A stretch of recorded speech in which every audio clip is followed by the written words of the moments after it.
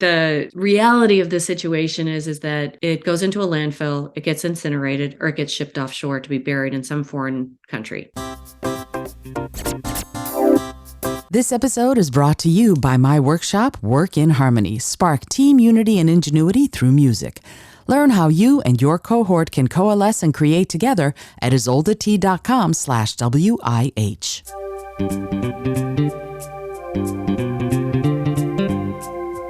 Hello and welcome to the Creative Solutions Podcast. I'm your host, Izolda Trachtenberg. Whether you're writing the first sentence of a story or solving the climate crisis, you need to think in new ways. On the show, I interview peak performers who are coming up with those creative solutions. Through creativity, action, inspiration, and innovation, they're changing the world. I also bring you ideas and techniques that you can use to unlock your potential to do the same. And now, let's get to the show.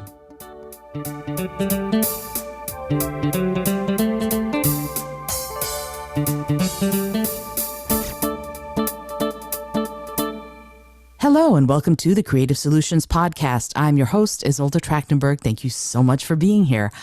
I am so excited to bring you this week's guest. Check this out. Cyndi Recker is a systems engineer, author, and eco-warrior. So you know that's catnip for me. Cyndi advocates for wellness through a healthy diet, physical fitness, and a natural lifestyle. As a system engineer, Cyndi loves the challenge of a good problem and innovates through different techniques to find a problem solution. In the book that she's written called The Cleaner Planet Playbook, again, catnip for me, she shows how to use patterns to break down complex topics and find simple steps that build together toward a healthier diet, body, home, and lifestyle, and dare I say, planet, because her intention is to live the best life that she can and hopefully inspire others to live theirs while walking softly on the earth. Cyndi, I'm so grateful that you're here. Thank you so much for being here. Welcome. Thank you, Izolda, and I cannot tell you, I just cannot express how excited I am to be able to talk to you in person and be here and just share ideas. I am thrilled. And, you know, we're both University of Michigan alums, so that's really cool. Go Blue. Blue. we have to say that. And, you know, I knew Jim Harbaugh, so now I'm sort of doing the whole football, but I can't now. Right now we're focusing on the podcast. So I'm first of all, going to Michigan, and let's start way back when. Going to Michigan, we had an education that was rooted in curiosity and in following that curiosity. And I'm amazed and excited about something that you have done through your curiosity that I would love for you to talk about.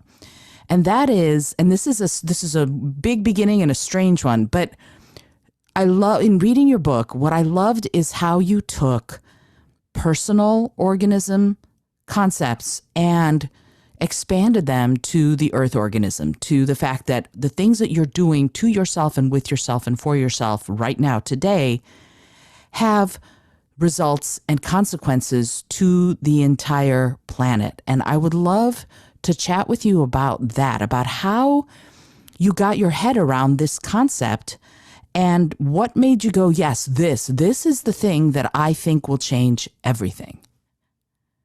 Oh, it's such a long journey. In my conservation environmentalism type of approach, the way I describe it is I really took the long way to get there. And much of my the seeds of what I believe and what I'm trying to do today are rooted in my university experience. So all engineers at the time, when I was going there, had to take an engineering humanities course, which I would say most engineering students hated, right? It was not technical, probably a little harder just for us to wrap our heads around it. But the most instrumental person in my thinking was a professor named Henryk Skolimowski. And Henryk introduced us to ideas about the earth and conservation, responsibility, and ethics, and the whole engineering field. And it was through that I understood the purpose in the university having that as part of the curriculum. He introduced me to ideas of, Teilhard de Chardin and Paulo Soleri. And Paulo Soleri, interestingly enough, started this idea of a standalone eco village. It was called Arcosante. The model for it is actually in my home state now of Arizona, just north of where I live. It was like the first thing I did when I moved here was to go look at it. But Henrik described himself as an eco philosopher. Mm, So he was a person that felt everything was connected. We are all kind of these energetic beings. Our bodies are these amazing systems. We live within the ecosystem of our planet, which is also this amazing system. And I know it's a little bit overloaded term now, but everything truly is connected. And so what you do on the smallest scale within your body can impact what's around you. And so, it was really through that all of that thinking that I had, that brought me to this place. But I say I took the long way to get there because, I think in life we get caught up with, we go to university, we need to get a job, we decide to have a family, we live in a different place. And I think all of those ideas lie dormant in our head, but we're too busy with the other aspects of life. So what pulled things together for me was that I realized these ideas don't need to be dormant. And I loved the episode you had with Wendy K. Smith, because it clarified my thinking. It's not an either or situation, mm, right? mhm. You can do both. And so I thought, how is it that I can introduce the idea that we are this system, that everything we do has an impact, and make it digestible and make it easy to implement? And that's where I came up with this idea of using years of technical systems engineering work, looking at a problem holistically and saying, how can I apply that to just kind of taking small steps for Mhm. incremental improvement that anyone can do and feel successful and do something with meaning? Versus, I see a lot where I read a Forbes article that said, it's almost 80% of people interviewed want to do something, but the percentage of people who actually do is less than 10%. And it's all sorts of reasons. It's too hard. It's too expensive. I don't have time. And Mm. so my idea was, we got this big system. We're a system. How can we make things better for ourselves? And how can we do it in a way where has very low friction, right? And it has meaning to us. So that's how I came to my book, which I used all of my time. We were taken out of the office and put work from home, and I decided that I had had this book brewing in me for about 20 years, Mm. starting with some kernels from my university days. And I said, I'm going to take these years and years of notes and my ideas, and I'm going to take my commute time, which I no longer need to spend, and I'm going to put this together. It took me 2 years, but here I am. Wow. Yeah. What a great way to use that commute time. I use my commute time to play with my cats, a lot of it, but I'm okay Okay. with that. I'm okay with that. That's in its own way. It's a beautiful sort of stress reliever. So that I can justify that. Doggone it. No, I'm thrilled and I'm fascinated by taking a systems approach and breaking it down, because I really do believe small steps are still steps, and yet I think what you said has a lot of truth to it, as you said it, that lots of people want to do something, but very, very few actually start. What what is your advice? What is your guidance to someone who wants to, but is in that 70% of people who never do? What is the first thing they can do, A, to get going, B, to feel like they get going, and C, to not get discouraged if they don't see immediate radical revolutionary change? Oh, such great questions wrapped up in there. So I think that the key for me was starting with awareness. And I'm going to depart for a minute, Izolda, and just go through a little bit of a story journey. And part of this is in the opening to my book. So my this journey also started for me. Maybe my wake up call. My increased awareness came on a trip to Hawaii when Hawaii had had the highest rain ever recorded in history. Literally, a house slid down the hill into Hanalei Bay, right? Mm. Horrible Wow. mudslides, right? And I had my daughter and I were out for a walk, and I see this big black orb sitting on a coral shelf, and we walk up to it because we're kind of curious, and we take a look at it, and it's a big buoy. I mean, this is not just a, if you think exercise ball type buoy, right? This thing is like 3 to 4 feet in diameter. Wow. And so I think, wow, it's kind of cool, but it's a shame that there's just all this junk washed up on the beach. Later that day, we're out for a walk, and there's this really cute building. It's got colorful clothes hanging outside of it, surfboards, and buoys. So I always talk about, my story began. It's all about a boy, and I kind of I smudge the word buoy to say boy, and we walk into this place. We're curious, and we kind of want to know. This guy has like 50 of these buoys on his wall. Does he want another one? Because we'd go retrieve it from the beach. And it started my journey in talking to an artist surfer named Ambrose Curry. And Ambrose, in the course of our discussion, brought up something I had no awareness of, and that's called the Great Pacific Garbage Patch, Mm. which for people in the US, it's almost the size of Texas. For people in Europe, it's almost the size of France. So, this huge swirling mess of plastics out there. And I felt embarrassed, right? I was just, how can I, be like this technologist, kind of aware, love the outdoors, and not know about this mess floating out in the ocean, which is really just a lot of it plastic junk. And it reminded me of when I was like 15. I'm from an immigrant family, so we go back, and I'm in this town, and a little 5-year-old tugs at me, and she says, "Vad heter ni? Vad heter ni?" And I was just like, I don't understand. I'm not aware of what this person is saying. She was asking me my name. Mm. So I feel like the last time I was embarrassed like this, was when I was 15 years old, and I thought, what a shame. And so, in trying to answer kind of like, what can people do? I think the first thing they can do is become aware, right? What's a problem around you?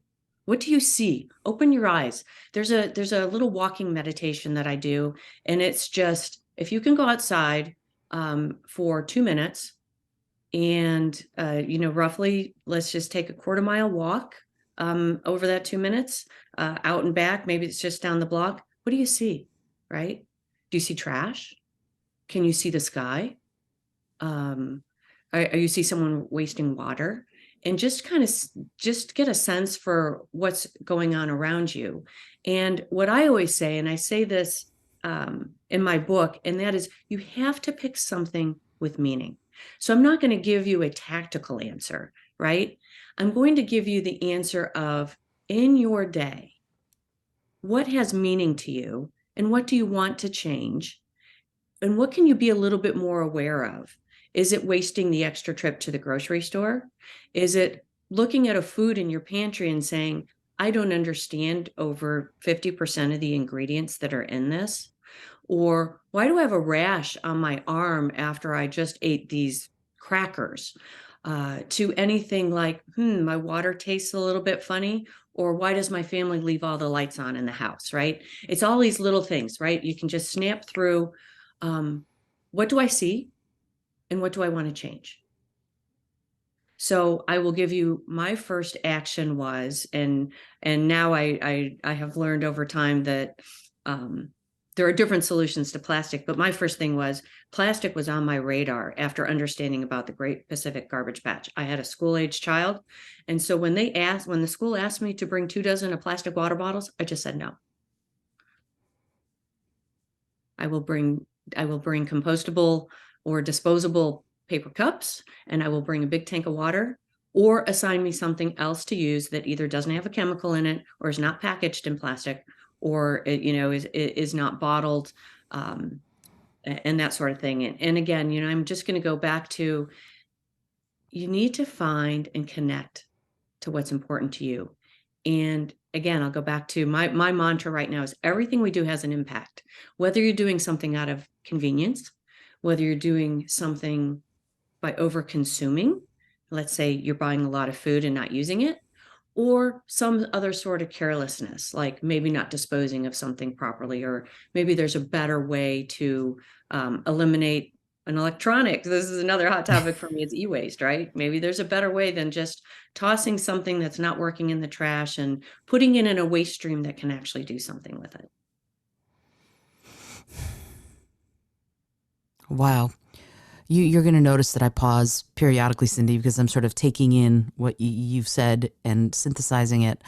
There's so much, and it's so important. Building awareness. I've been on that particular soapbox for many a year. That building awareness is key. It's the thing that lets you do everything else. And I agree with you wholeheartedly. And yet, and I want to talk about so much of what you just said, but this one here a little bit of my personal story when I went vegetarian and then vegan. And vegan to me is, full on, right? So I don't use animal products of any sort, and don't eat it, et cetera, et cetera. But here's the thing. The problem for me with that, and solving that problem means getting active, and I know that, but it feels overwhelming. Like when you build that awareness of what you care about, whether I've decided that I care about clean water, or in my case, I've decided that I care about the welfare of animals. But there's so much that we need to do. What is your thought? You say, I know you're an advocate for small steps, which I love, but what is your thought about not giving in to the overwhelm so that you aren't paralyzed? Great. Again, another great question. And that's one of the reasons why I broke my clean patterns into 4 areas of your life, right? I think you need to put the blinders on and focus on the 1 to 3 things, again, that have meaning to you, that you're aware of. And I break them down into the food that you eat. And that sounds like with your journey from going from probably the standard diet to being a vegetarian to being a vegan, Mm-hmm. right? Food is very important to you. There are things that you put on your body, and that could be anything from, oh, I'm having a family. I want to make sure I'm using clean products for my child, which interestingly enough, I have found more than not, most parents will pick the absolute best product to put on their child and completely ignore themselves. Hmm. Then I talk about your home and, what is it that's impacting you in your home and or your lifestyle. And I really suggest, if you're feeling the overwhelm, and I feel it too, like I am a little bit of a squirrel. And so I see the next idea and I feel like, oh, I got to do that. I got to talk about that. I have to research that. And for myself, I just have to say, my goal for this quarter is I'm going to focus on, and that's my Q1 of 2023 is really just to focus on my body, what I'm putting on it, Mm-hmm. what I'm putting in it, and what I'm exposing myself to. And so that's one simple way, right? Just pick one of those categories, and then the clean patterns within the book basically break it down for you. So I normally do not like prescriptive solutions. And some of the feedback I've gotten from some of my readers is that, well, this is too prescriptive. I said, okay, that, I will take that criticism. But on the flip side, I said, some people don't know where to start or have Mm-hmm. never done that before. So it gives them a quick, right? This is a quick hit, right? One quick hit might be going through your bathroom and figuring out how many of your skincare products have formaldehyde, and just saying, and I'm not saying throw it all away, right? I'm an engineer. I'm a very practical person. If you want to use it up, use it up. And then, but make your next choice a clean one. And the Mm-hmm. other thing I will say is there's some simple, I give lists in the book. And I said, and the list can be overwhelming. I said, just look at the top 3. Just go to your store and don't depend on your advertisers who can do a bit of greenwashing, or your product manufacturers. or the store itself. Just because it's in a grocery store or even a natural grocery store means that it's healthy, right?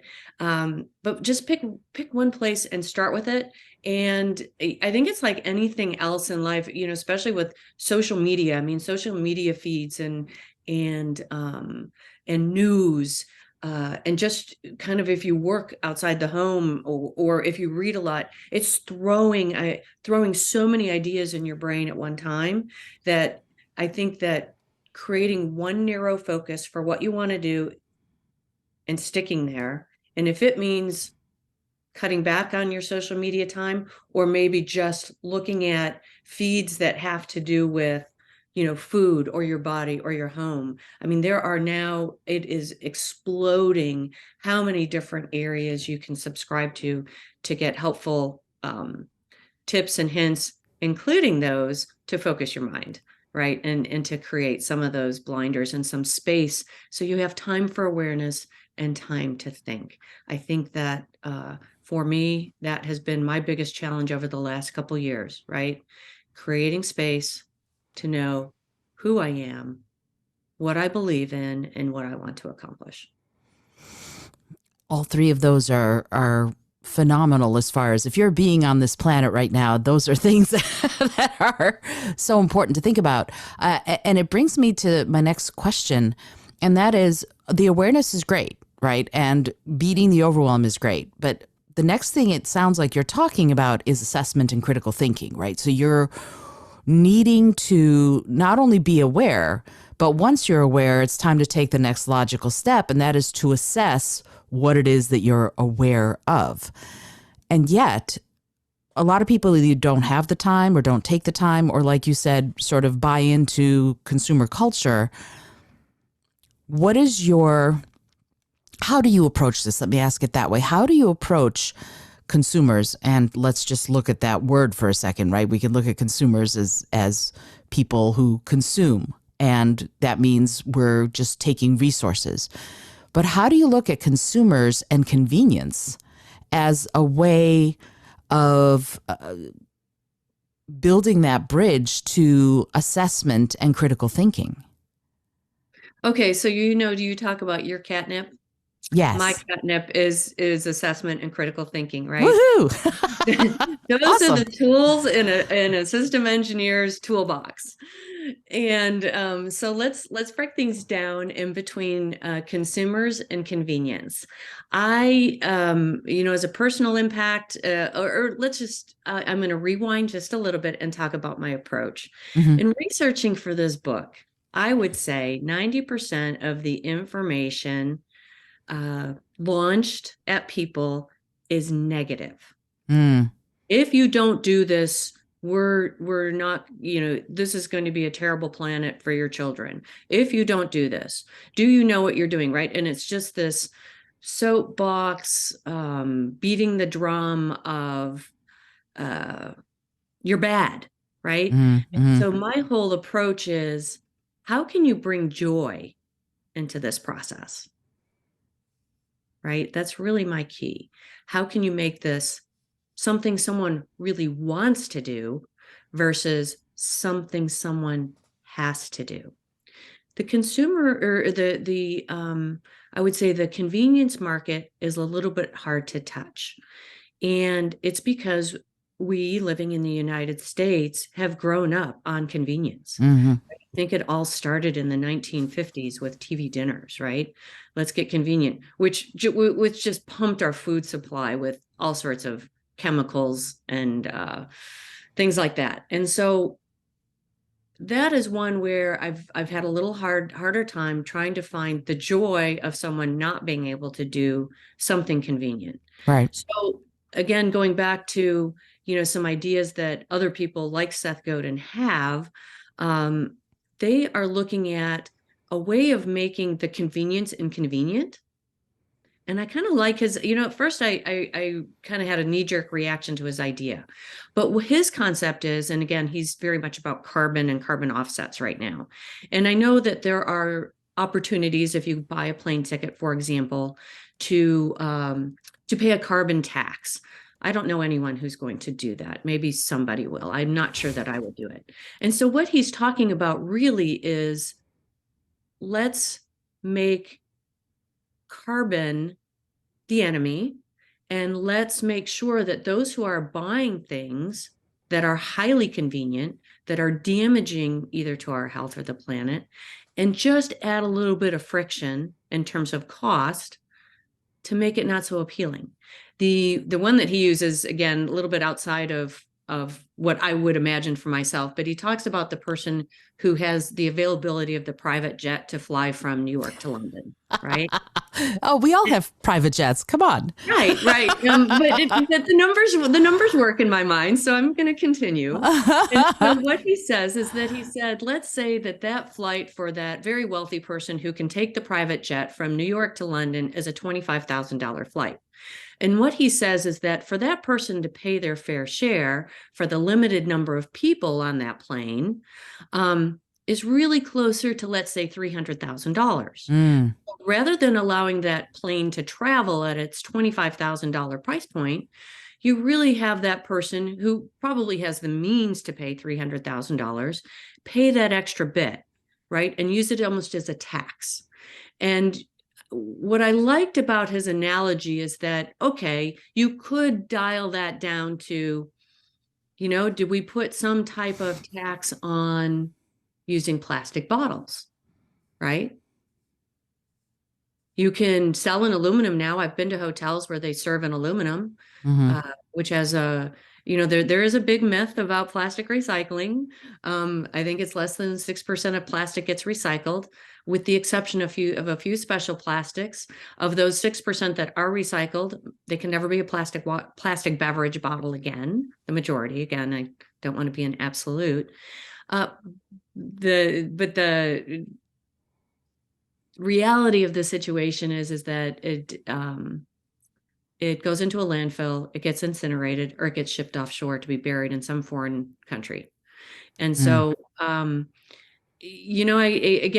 don't know that his ideas are fleshed out, but I am beginning to believe more in this carbon tax. And then, of course, comes the downstream question of what do you do with the money? But, it's a step that I think would impact those people who are treading more heavily on the planet than those who are treading more lightly. Mm-hmm. So I see that as one potential angle with consumerism, and not consumerism, I'm sorry, convenience, Mm-hmm. to say it would be one lever that we can pull. And for me, what I've just decided is how much time does the less convenience choice really cost me? And time being a resource you can never get back. I mean, that's a very valuable commodity. On the flip side, I look at what is the cost either to my health or the cost to the planet for making that choice. So a great example is the thing that just really astounds me if I go into a grocery store is that all of your produce is now packaged in plastic. So Mm. here you take even organic stuff. So here you take this beautiful um, energy source for your body that's essentially like eating the sunshine itself that it's been grown in, and you have put it in a container that either helps it grow bacteria if there was any bacteria on the food. I mean, we've all heard about those food recalls for bagged greens and vegetables, Mm-hmm. and it outgasses, right? So it's actually imparting chemicals into your food. And so I say, what is the less convenient choice for me? Well, the less convenient choice for me is to go to a grocery store.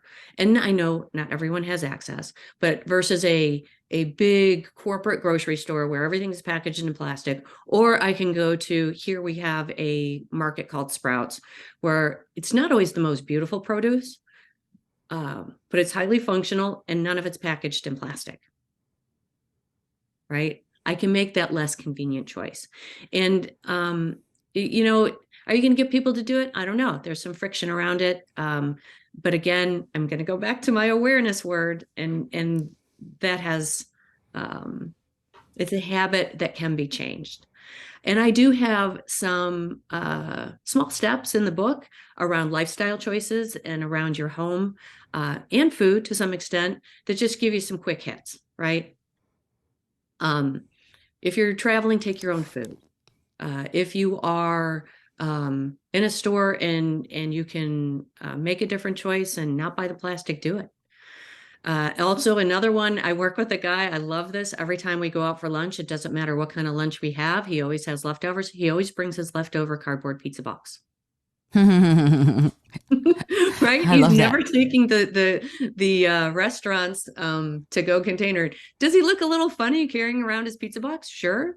But you know what? Now it's a point of pride with him. So I would, isn't that great that transition from embarrassment to wow, people think this is really cool now that I'm doing this. So let's talk about consumerism, and I know I'm drawing this topic out a little bit long. Oh So no, keep on going. I love it. okay, good. So consumerism is kind of like another side of the table for me. And so I would say because, I've worked a corporate job, kind of upper middle class, had the benefit of an education. That's where I grew up. With the exception, my brother, we are second generation immigrants, first generation college educated. So I wouldn't say, we had this abundance of wealth, but certainly more than many other people do in this country and other countries. So with that comes the opportunity to spend and to get things that you want. And I would say for a long time, I would what I call spend a little bit mindlessly. Mm. I would be, in Target with my daughter when she was small, and there's a dollar bin when you walk in, and there's some trinket that we don't need, but sometimes you use it as a pacifier. Not a good action to take, not a good lesson to teach your child, probably either. So I think you learn things over time, but jumping into the consumerism market, I mean, I had the ability to be a consumer, but now I would say I consume more carefully. And I'm thinking consuming more carefully, this could be a whole blog post. I need to think about this. And so what I do now is number one, I make an assessment. Do I really need this? And my dad had a saying, and he always said, never be in a hurry to spend your money. That's great. Oh, it is, and it has been for big things, I would always think about it, but now I do it for the little things. I was just I was at an airport yesterday, thirsty. I have my metal water bottle with me always, but I wanted like a seltzer water, and I'm thinking I can go spend the money at the store and buy it, but I'm going to be boarding on a plane in 45 minutes, and that's included as the price of my ticket. So no, I'm going to wait, right? So there's always the waiting aspects. And so when you look at any purchase, look at how it was made, right? Was it fair in how it was made? Including the labor and the materials. How long will it last? How long will I use it? When I'm no longer using it, what will I do with it? And so I would say in the last probably 3 or 4 years, the majority of my wardrobe has come from Poshmark. And I'm a huge advocate of taking what you don't need and giving it to someone else who will, number one, probably be thrilled to have it. It's useful, and just extend the life of that item. And I try to take items that other people have consumed and no longer need and redo it. And then I also, I donate a lot of things. I found at one point in my career, I no longer needed my business wear. And, there's a lot of people out there that can use it. So again, it's, I hate to just kind of going back to the awareness word, but it really comes down to the choices that you make and understanding that the impact you have, and it can be in anything, right? It can be in something as small as the smallest purchase, or buying a new house or renovating your house. Like, so for example, I've been in my house 25 years. I would love to say that I have this awesome eco-friendly house that makes me proud of my beliefs as they evolve. I mean, I've got some good things in here. I've got like windows that are very good in terms of rejecting the heat that's in Arizona. We actually put a paint on the exterior of our house. So Izolda, you'll like this because it was a NASA suggestion, and Woohoo! it actually, right, it helps dissipate the heat off a stucco home, which is kind of cool. But now I see like I'm ready to do some renovations, so I'm very active in what are my consumer habits around that going to be, right? And I would love to say I could use a lot. I could rebuild a house like I think I listened to an article. Robert Downey Jr. just did a home and all of these sustainable materials, Mm-hmm. right? What a luxury to be able to do that and say, I was building a house and I could make all these decisions. But now as I look like I need new countertops, what am I going to do? I am going to look for the best material today that has a lighter, footprint on the planet, that's functional for what I need, and it will last a long time. So I think those are tough questions, both convenience and consumerism. But again, I'm trying to approach it with a really positive attitude. And, my social media posts on Instagram, I just try to say, when I see something good, I post it. A great one was I'm out buying toothpaste. No, actually, someone picked up some toothpaste for me. I'd asked for one brand. They gave me another brand. I always buy the 2-pack because it's more economical. I open up the package. There's nothing on the outside of the package that says anything about the inside materials. On each tube, it says recycle me, right? That's brand new. I love Like, that. I know, right? Who knew?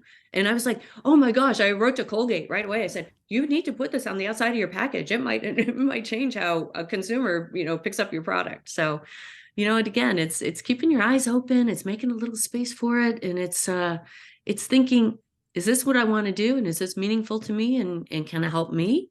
Can it help my family? And can it help the planet? And most often, because we are systems living in a big system, what's good for you many times is good for the planet at the same time. Yeah, and there's a psychology at work there that's very interesting to me. What's good for you is different than what you think might be good for you in the moment. And so your father's point is well taken. Never be in a hurry to spend your money. That maybe thinking about it for just 5 minutes, or I do 24 hours. If I really want it, I try to do 24 hours and go, do I really want it? Let me think about it. If it's still there tomorrow, maybe I'll get it. If not, it wasn't meant to be mine. And so there's a short-term versus long-term thinking thing that's coming into play here for me. You said, it could be good for you, could be good for the planet, which is great. But you don't necessarily see how it's good for something bigger or longer or farther away from you. And so there, before we started this episode, you were talking about the California king tide and coastal flooding. We who live close to the coasts might see evidence of that because we're actually here and we're seeing it day to day. But someone who is in Oklahoma or Arizona or Nebraska who does not necessarily have a coastline by them might not see that immediately, right? So what's your thought about getting people to think about what happens downstream from them? And I mean downstream, not just if they're living on a river, but just downstream later on. What is the key to doing that? Is it just building awareness, or do you have some thoughts on something concrete and practical that people can do to start expanding that awareness to not just today or tomorrow, but the next 5 years, the next 10, 50, whatever? Great. Again, a lot of things wrapped up in that question. I don't think that there is a simple answer to it either. But again, I'm always looking for what can I have people think about positively related to a problem that I see. So the king tides, I had learned about a couple years ago from a UCSD professor who had one particular take on the solution, and I felt like the solution was not a one size fits all.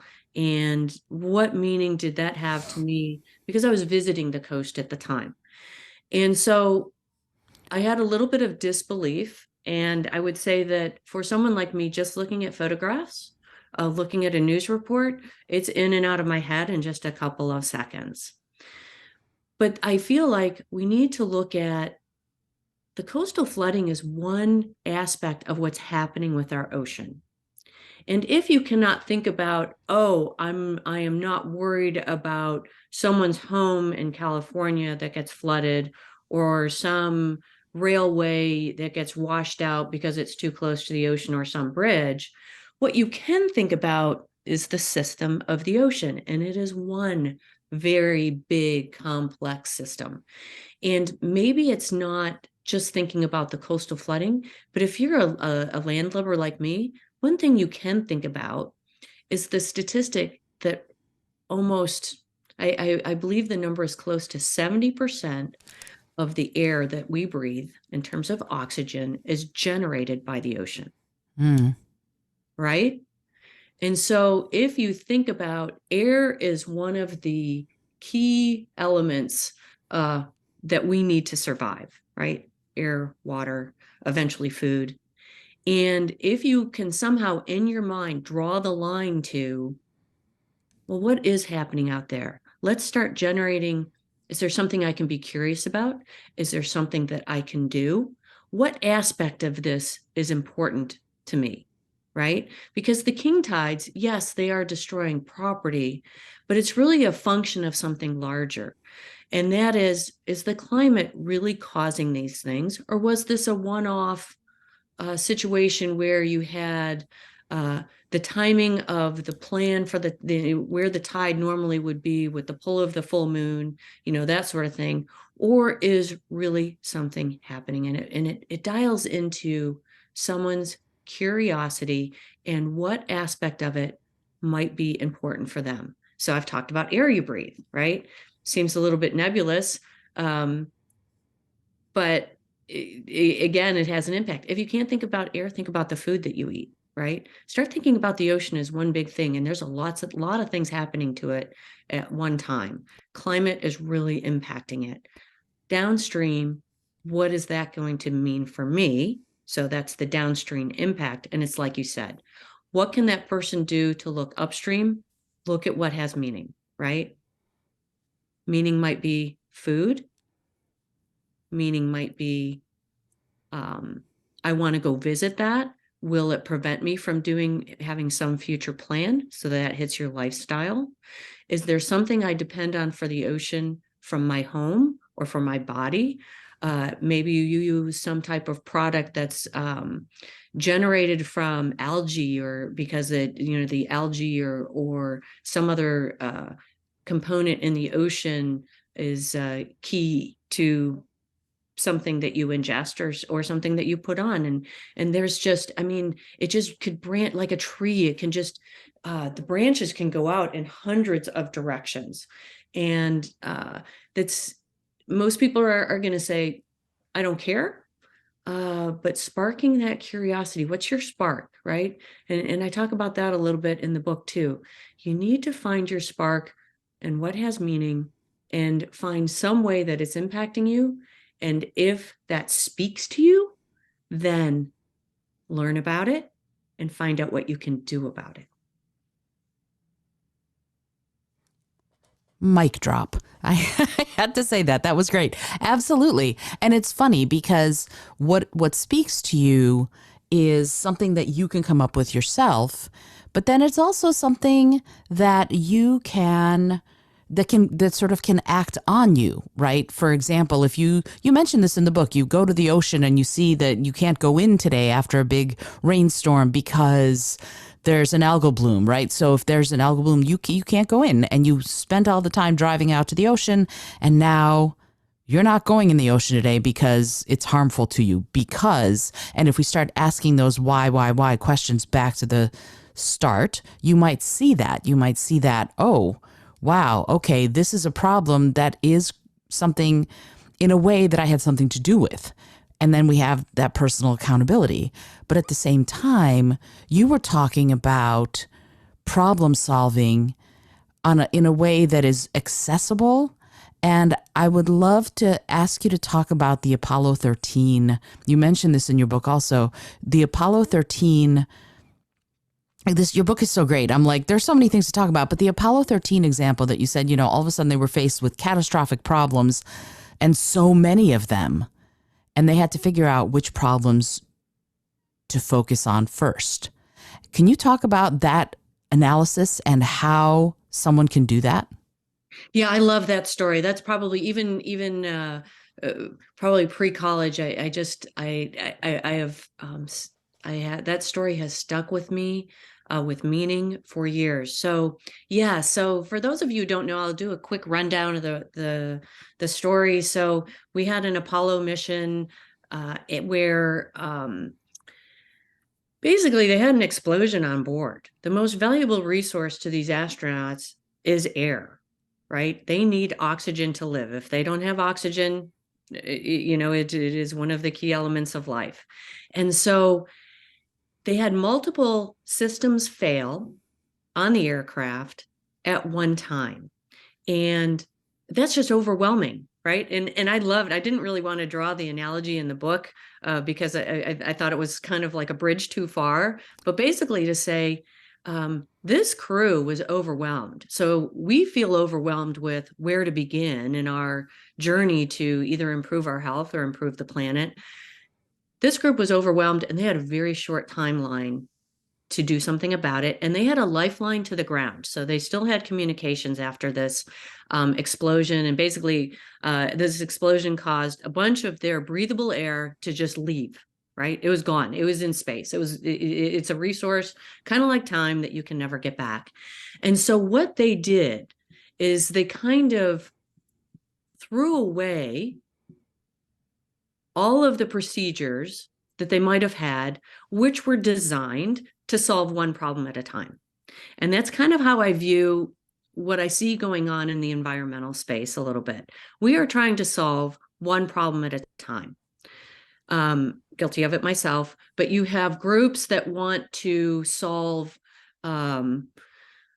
too many vehicle emissions in one area. You have groups that are trying to solve the problem of the fact that we have so little space undeveloped on the earth, that we're cutting down trees in the rainforest, that we are contaminating water, we are contaminating our food, we don't have enough regulations on food additives, we don't have, you name it. It is I call it the problem du jour. Mm-hmm. And they are all problems, but again, no one looks at them systematically. And looking at the Apollo mission, what they did is they kind of set aside looking at their procedures for dealing with one problem at a time, and they said we need to look at this whole thing. And what's our end goal?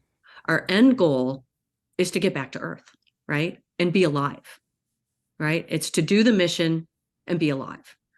And how they did it was everyone just kind of got together on the ground so they could talk to their NASA counterparts on the ground. Everyone on the aircraft got together and they just made a collection of what they had. They broke down the problem into what's our most important thing in being able to breathe. Well, there's oxygen just left. So what can you do with what do trees do, right? What do trees do? Trees convert carbon dioxide to oxygen. So they needed the equivalent of a way to filter their air and get oxygen back out and convert it, right? So they would have breathable air. So they cobbled together all of these pieces. You had people on the ground saying, try this, people in the air, and they basically put together an air filter for themselves so that they could breathe long enough to readjust the trajectory of the aircraft, scrap the rest of the mission, and get home safe. Brilliant. And they did it step by step. It's teamwork. Each part of the team did their own part. And they used steps to get there, to reach a solution, to go from start of the explosion to landing safely on the, in the water, essentially. And it is small steps, it's ingenuity, it's changing how you think. It is looking for opportunity, and it's basically saying, actually in my book, I talk about this process, and you basically take 40 words to describe your problem down to 5. Mm-hmm. This has probably been, I've given this to friends, I've given this to family, and it just helps you get clarity. And I believe that maybe they didn't use this 40 down to 5 process, but if you look at the way that you can solve a problem is, let's say you have this really long statement. The challenge that they had was, we need to breathe. We need to get the aircraft going. We need to, get back on the ground. And let's say they had this 40-word statement that said all those things, but when it boiled down to it, they needed air to breathe. Right? That was the first thing they needed to do. And then if they could solve that problem, then they could do the other things they needed to accomplish the rest of the mission and solve the rest of the problem. So it's often breaking it down, getting it down to something that is so clear, right? So simple. And you say, I need to do all of these things. This is the one I do first.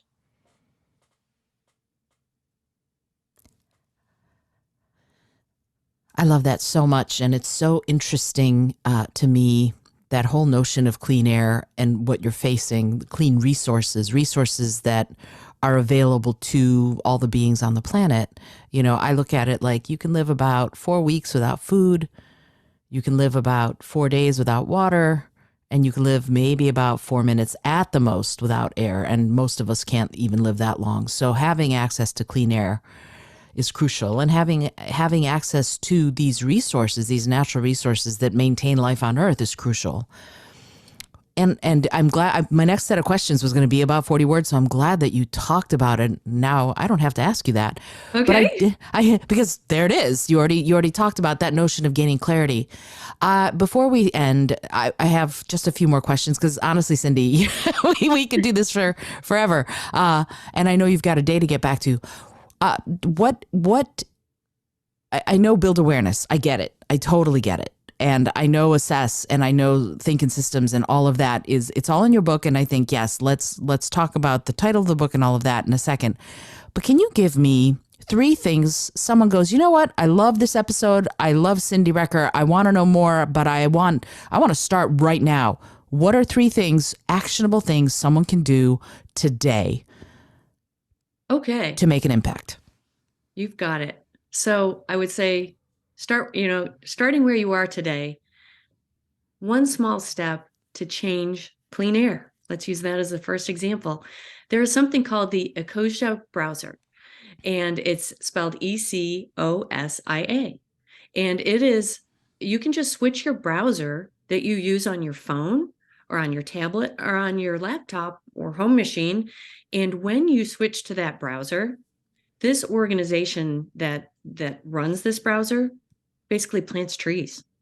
And again, those trees scrub our air. They give us more oxygen, give us more clean air to breathe. What's even better about it, it is backed up by a larger browser platform. I won't throw the name out. And I think I did it. I learned about it yesterday. I did it this morning, so boom, you've just done one thing. Number 2, so what I would say is look at your day, and rather than making one convenience choice, make a hard choice, right? And the Ooh. choice I'm going to put out there is one convenience choice I would make today is, because of my time, is I might just order in food because I'm short on time for my lunch. No, my choice is I'm going to go look and use the food that I've purchased, use the food that I have, and I know that I can cobble together something that will nourish me for the day, doesn't cost me any additional money. So again, one example, tons of them in the book, in terms of, those, what I call quick swaps. And then my third suggestion is find your community, right? How many times have you heard about it? Oh, you're going into weight loss. Find a partner, right? Connect with people who are like-minded in your same ideas. This could be through a mom's club. It could be through, a church organization, a social organization. It could be through your job. A lot of people who I work with had no idea I was writing this book. Some will even say, wow, I had no idea that this was of interest to you. But there are groups out there and they are everywhere. So within my company, we have a whole green Slack channel. Find like-minded people and they will help you build momentum. And find Cyndi's book. Don't forget to find Cyndi's book. Yeah. You know, can you do me a favor, say the exact name of the book? And also, if somebody goes, I want to know more about Cyndi and the work she's doing, can you give your social channels? Where can somebody find you to follow your work and to learn more about how to do all of this? Okay, great. Yes. The book is called The Cleaner Planet Playbook, A Guide to Being a Helpful Human on Earth. And you can find the book on Amazon, Barnes and Noble. There's an e-version available through multiple channels. I'm working on the Apple version of it right now. There is also a website. It has the same title as the book, called The Cleaner Planet Playbook.com, where I give links, backlinks, blog posts. You can also look for the book there, learn a little bit more about me, has the link to my social media channels. And then on social media, I am most active on Instagram. So that is CyndiRecker. That same handle. You can reach me on Twitter and on LinkedIn. Feel free to message me on any of those platforms. I am probably, I do check my Instagram every day, but I do have a day job.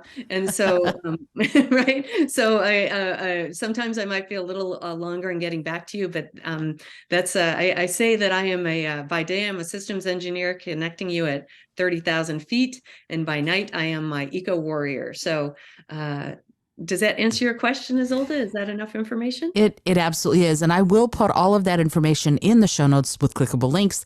It's just, I know people learn differently and some people like to hear things, some people like to see them.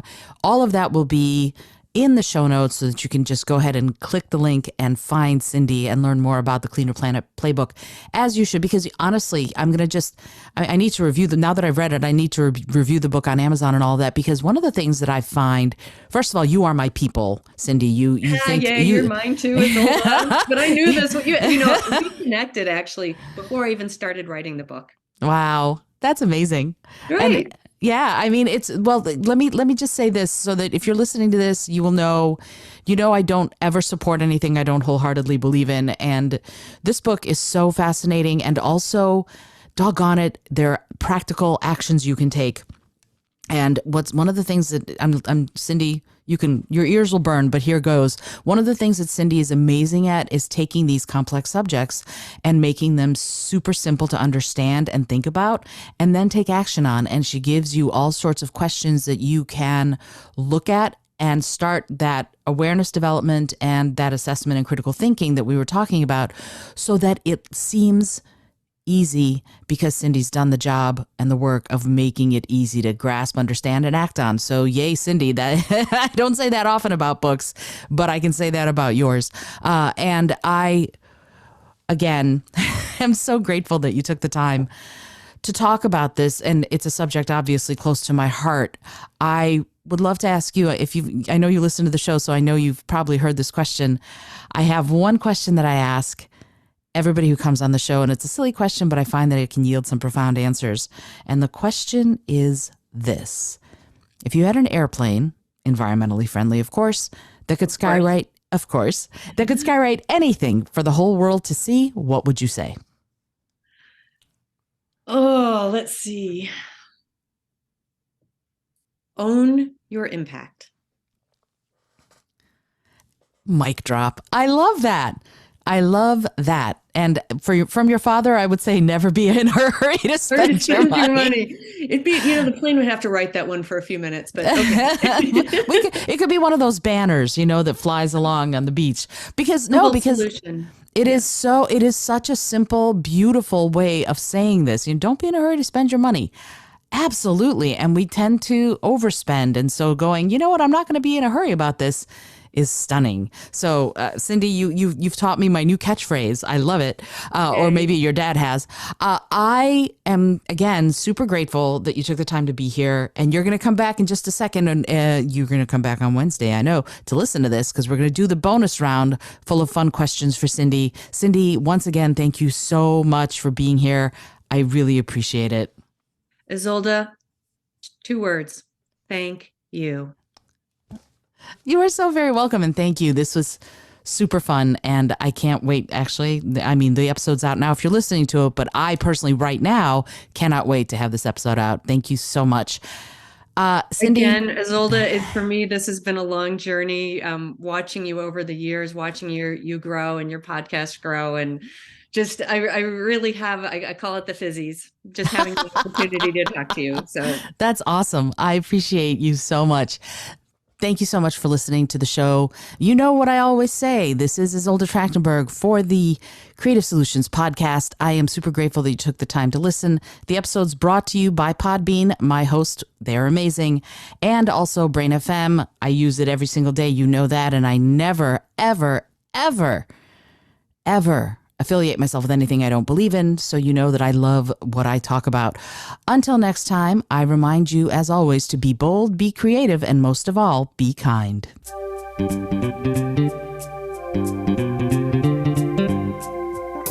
Thank you so much for joining me today. I really appreciate you being here.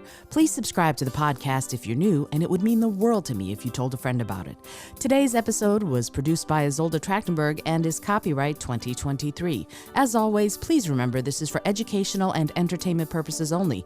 Past performance does not guarantee future results, although we can always hope. Until next time, keep living what you believe in.